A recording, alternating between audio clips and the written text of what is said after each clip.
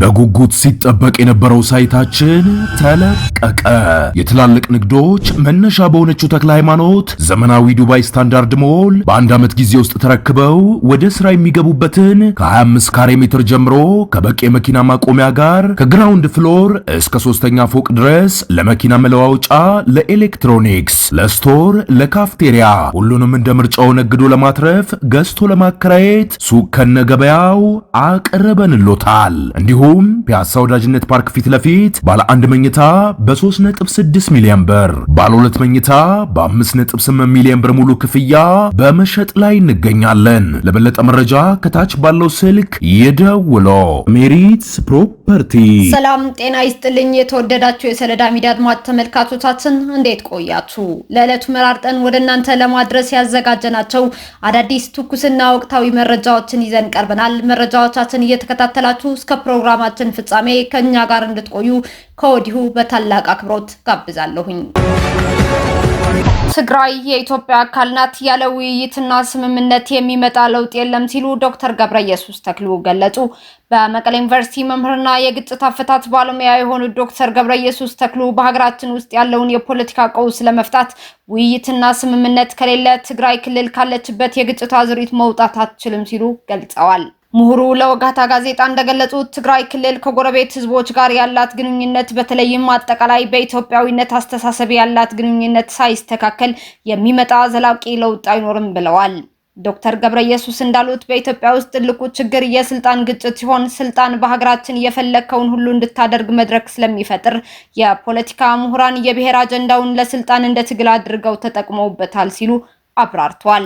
ይህም ሰዎች ሌሎች ማንነታቸው እንዲረሱና በብሔር ምክንያት ብቻ እንዲጋጩ በማድረግ ሀገር ከልማትና እድገት አግዷታል ሲሉ አክለዋል። ዶክተር ገብረየሱስ ተክሉ ስለ በአሁኑ ወቅት እየተደረገ ያለው ሀገራዊ ምክክር ሲገልጹም ኮሚሽኑ ከመንግስት ጋር የሚጋጩትን ኃይሎች ለማሳተፍ ጥረት እያደረገ መሆኑን ተናግረው ይህም ገለልተኛ ተቋም ነው ለማለት ያስችላል ብለዋል።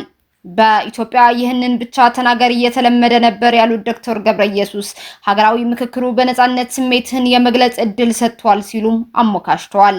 ሀገራዊ ምክክሩ በፖለቲካዊ ውጤት ረገድ ስኬታማ ባይሆንም እንኳን ለወደፊት የታሪክና የአንትሮፖሎጂ ምርምር የማያልቅ ዲጂታል ግብዓት እንደሚሆን ጨምረው ገልጸዋል። በመጨረሻም እኛ የትግራይ ተወላጆች መጀመሪያ ውስጣችንን መመልከት አለብን በማለት በትግራይ ስም ስልጣን ይዘው የነበሩ አካላት የፈጸሙትን ስህተት ነቅሰን በማውጣት አቋም መውሰድ ይገባል ሲሉም አሳስበዋል። ከዚህም በላይ ከአማራ ከአፋርና ከሌሎች ኢትዮጵያውያን ጋር ያለን ግንኙነት በቅንነት ካልተረዳን ድረስ ከጦርነቱ መውጣት አንችልምና በገበያ፣ በቀብር ስነ ስርዓቶች፣ በመስጊዶችና በአብያተ ክርስቲያናት ሰላማዊ ውይይትና መግባባት እንዲኖር ጥሪ ያቀርባለሁኝ ሲሉም ለመላው የኢትዮጵያ ሕዝብ ጥሪያቸውን አስተላልፈዋል። ኢትዮጵያ እንደ አውሮፓውያን አቆጣጠር የ2027ቱን የዓለም አቀፍ ስፖርት ጋዜጠኞች ማህበር ጉባኤን ለማስተናገድ ተመረጠች። የኢትዮጵያ ስፖርት ጋዜጠኞች ማህበር እንደ አውሮፓውያን አቆጣጠር በ2027 የሚካሄደውን የዓለም አቀፍ ስፖርት ጋዜጠኞች ማህበር አይፕስ ዓመታዊ ጉባኤን በዝግጅትነት ለመምራት ያቀረበው ጥያቄ ተቀባይነት ማግኘቱ ተነገረ።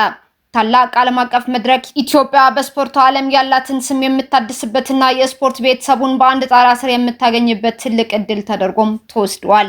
በጉባኤው ላይ ከ100 በላይ ሀገራት የተውጣጡ ጋዜጠኞች ተሳትፎ፣ የተለያዩ ዓለም አቀፍ የስፖርት ተቋማት መሪዎች መገኘት፣ የዓለም ምርጥ የስፖርት ጋዜጠኝነት ዓመታዊ የሽልማት ፕሮግራም፣ የወጣት ስፖርተኛ ጋዜጠኞች ማለትም አይፕስ ያንግ ሪፖርተር ስልጠና ይደረጋል ተብሎም ይጠበቃል። ይህ ጉባኤ ከዘገባ ባለፈ ለኢትዮጵያ ስፖርት ዲፕሎማሲ፣ ለኢኮኖሚ መነቃቃትና ለሀገራዊ ገጽታ ግንባታ የላቀ ፋይዳ ይኖረዋል ተብሎም ይታመናል። የዓለም ስፖርት ባለሙያዎችና አመራሮች እንደ አውሮፓውያን አቆጣጠር በ2027 በአዲስ አበባ እንደሚሰበሰቡም ይጠበቃል። በአሶሳ ሰርገኞችን ያሳፈረ ተሽከርካሪ በመገልበጡ የሁለት ሰዎች ህይወት አለፈ። የአሶሳ ዞን ፖሊስ መምሪያ እንዳስታወቀው በአሶሳ ዞን በውራ ወረዳ በደረሰ የትራፊክ አደጋ የሁለት ሰዎች ህይወት ሲያልፍ በ6 ሰዎች ላይ ደግሞ የአካል ጉዳት መድረሱን የአሶሳ ዞን ፖሊስ መምሪያ አስታውቋል። አደጋው ከአሶሳ ከተማ ወደ ሆሞሻ መስመር ሰርገኞችን አሳፍሮ ሲጓዝ የነበረ ኮድ 3 ሰሌዳ ቁጥር 29215 አዲስ አበባ የሆነ ስሪኤፍ መኪና ሚያዝያ 4 ከቀኑ 10 ሰዓት ገደማ በኡራ ወረዳ አምባ 5 ቀበሌ መከላከያ ካምፕ አካባቢ ሲደርስ የመገልበጥ አደጋ ደርሶ 2 ሰዎች ህይወታቸው ሲያልፍ በ6 ሰዎች ላይ ደግሞ የአካልና የንብረት ጉዳት ደርሷል። የአደጋው መንስኤ ፖሊስ ለማጣራት እየሰራ ሲሆን ካለው ተጨባጭ ሁኔታ ግን ከልክ ያለፈ ፍጥነት ማሽከርከር ምክንያት እንደሆነ ለመገንዘብ ተችሏል።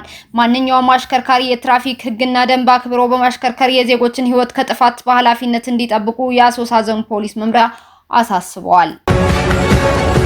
ፖፕ ሊዮ በ4 የአፍሪካ ሀገራት ጉብኝት ሊያደርጉ እንደሆነ ተገለጸ። የሮማ ካቶሊክ ቤተክርስቲያን ርዕሰ ሊቃነ ጳጳሳት ሊዮ 14ኛ በ4 የአፍሪካ ሀገራት የሚያደርጉትን የ11 ቀናት ጉብኝት በአልጀሪያ ጀምረዋል። የመጀመሪያው አሜሪካዊ ርዕሰ ሊቃነ ጳጳሳት የሆኑት ፖፕ ሊዮ ዛሬ ዕለት ለ2 ቀናት በሚቆይ ጉብኝት ወደ አልጀሪያ ያቀኑ ሲሆን በመቀጠልም ወደ ካሜሩን፣ አንጎላና ኢኳቶሪያል ጊኒ እንደሚያመሩም እየተነገረ ይገኛል። በዚህ ጉብኝታቸው በ11 ከተሞችና መንደሮች የሚዘዋወሩ ሲሆን በ18 በረራዎች ወደ 18000 ኪሎ ሜትር የሚጠጋ ርቀትን ያቋርጣሉ ተብሎም ይጠበቃል። እንደ ቫቲካን አሃዛዊ መረጃ ከዓለም የካቶሊክ እምነት ተከታዮች መካከል ከ20 በመቶ በላይ የሚሆኑት የሚኖሩት በአፍሪካ ሲሆን ፖፕ ሊዮ የሚጎበኟቸው 3 ከሰሃራ በታች ያሉ ሀገራት ከግማሽ በላይ የሚሆነው ህዝባቸው የካቶሊክ እምነት ተከታይም ነው ተብሏል። ፖፕ ሊዮ ጉብኝት የሚያደርጉባት አልጀሪያ ከ48 ሚሊዮን በላይ የሚሆነው ህዝቧ መካከል የካቶሊክ እምነት ተከታዮች ቁጥር ከ10,000 በታች መሆናቸው የተገለጸ ሲሆን ሀገሪቱ የካቶሊክ ርዕሰ ሊቃነ ጳጳሳትን ስታስተናግድም ይህ የመጀመሪያ መሆኗን አልጀዚራ ዘግቧል። የፓሪሱ ሊቀ ጳጳስ ዦን ፖል ቬስኮ ፖፕ ሊዮ በአልጀሪያ የሚያደርጉት ጉዞ በክርስቲያኑና በሙስሊሙ ዓለም መካከል ያለው ግንኙነት ይበልጥ ለማጠናከር የሚያስችል ነው ብለዋል። ጋቦን ከ16 ዓመት በታች የሆኑ አዳጊዎች ማህበራዊ ሚዲያ እንዳይጠቀሙ የሚከለክል በአፍሪካ ቀዳሚ የሆነውን ጥብቅ ህግ አወጣች። ጋቦን እድሜያቸው ከ16 ዓመት በታች የሆኑ ታዳጊዎች በማህበራዊ ሚዲያ ላይ አካውንት እንዳይከፍቱ የሚከለክል ጥብቅ ህግ አውጥታለች። ይህም ሀገሪቱን አዳጊዎችን ከዲጂታል ዓለም አደጋዎች ለመጠበቅ እንዲህ አይነት ህግ በማውጣት በአፍሪካ ቀዳሚ አድርጓታል። የጋቦን ከፍተኛ የኮሙኒኬሽን ባለስልጣን ይፋ ባደረገው መረጃ መሰረት ህጉ በዋናነት ታዳጊዎችን በኢንተርኔት አማካኝነት ከሚሰነዘሩ ጥቃቶች፣ ከሐሰተኛ መረጃዎችና ከማይመጥኑ ይዘቶች ለመከላከል ያለመ ነው ብለዋል። በአዲሱ ህግ መሰረት ታዳጊዎች ለትምህርታዊ ዓላማ ካልሆነ በቀር በማንኛውም ማህበራዊ ሚዲያም ሆነ የኢንተርኔት መድረኮች ላይ አካውንት እንዳይከፍቱ በህግ ይከለክላል። ይህ አዲስ መመሪያ ህጉን በማያስከብሩ የቴክኖሎጂ ኩባንያዎችና ልጆቻቸውን በአግባቡ በማይቆጣጠሩ ወላጆች ላይ ጥብቅ ተጠያቂነትን ያስከትላልም ተብሏል።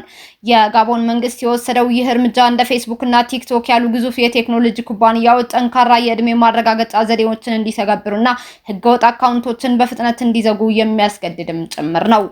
የህጉ ተፈጻሚነት የሚከታተለው የጋቦን ከፍተኛ የኮሙኒኬሽን ባለስልጣን የዲጂታል መድረኮቹ ለሚቀርቡባቸው ማንኛውም ቅሬታዎች በ24 ሰዓታት ውስጥ ምላሽ የመስጠትና በ72 ሰዓታት ውስጥ ደግሞ እርምጃ የመውሰድ ግዴታ እንደተጣለባቸው ተዘግቧል።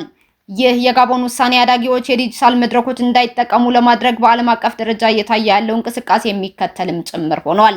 አውስትራሊያ እንደ አውሮፓውያን አቆጣጠር በ2024 ተመሳሳይ ህግ ያጸደቀች ሲሆን ባለፈው ዓመት መጨረሻ ጀምሮ ሙሉ በሙሉ ተግባራዊ አድርገዋለች። ፈረንሳይና ዴንማርክም የእድሜ ገደቡን ወደ 15 ዓመት ከፍ ለማድረግ የተለያዩ እርምጃዎች በመውሰድ ላይም ይገኛሉ። በሃንጋሪ ፖለቲካ ውስጥ ለ16 ዓመታት የቆየው የኦርባን አገዛዝ አበቃለት። የቪክቶር ኦርባን የ16 ዓመታት የስልጣን ዘመን ያበቃ ሲሆን በብዙዎች ዘንድ የተወገዘው ስርዓት በ45 ዓመቱ የቀድሞ የፓርቲ ሹም ተሸንፏል። አሸናፊው ፒተር ማጂር ከዳኑቤ ወንዝ ዳር ለተሰበሰቡት ደጋፊዎች በቡዳፔስትን አስደናቂ ፓርላማ ፊት ለፊት በመሆን በጋራ የሃንጋሪ አገዛዝ አስወግደናል ሲሉ ተናግረዋል። ከ98 በመቶ በላይ በተቆጠሩ ድምጾች ላይ የተመሰረተው የቅድመ ምርጫ ውጤት እንዳመላከተው የቲሳ ፓርቲ ያተለመደ 138 ወንበሮች፣ የኦርባን ገዢው ፊደስስ 55 እና የቀኝ ክንፉ ፓርቲው አወር ሆምላንድ ደግሞ 6 ወንበሮችን አሸንፈዋል። የኦርባን ሽንፈት ተወዳጅነታቸው መቀነሱን ተከትሎ ሲሆን የሀገር ውስጥ ፖሊሲዎች እንዲለወጡ ብቻም ሳይሆን የሃንጋሪን ዓለም አቀፍ ግንኙነቶች እንዲለውጥ ያስችለዋል። ኦርባን የዩናይትድ ስቴትስ ፕሬዝዳንት ዶናልድ ትራምፕ የቅርብ አጋር ሲሆኑ በምርጫ ዘመቻቸው የመጨረሻ ሳምንት ከአሜሪካ ምክትል ፕሬዝዳንት ጄዲ ቫንስ በአካል ተገናኝተውም ነበር። የሩሲያው መሪ ቭላዲሚር ፑቲን አጋር በመሆን በአውሮፓ ህብረትና በዩክሬን ላይ እንደ ትልቅ እሾህ ይታዩም ነበር። አዲሱ መሪ ማጃር በበኩላቸው ሃንጋሪን ከሩሲያ በማራቅ ከአውሮፓ ህብረትና ከዩክሬን ጋር የበለጠ ልባዊ ህዝባዊ ትስስር ለመፍጠር እንደሚሰሩም ቃል ገብተዋል።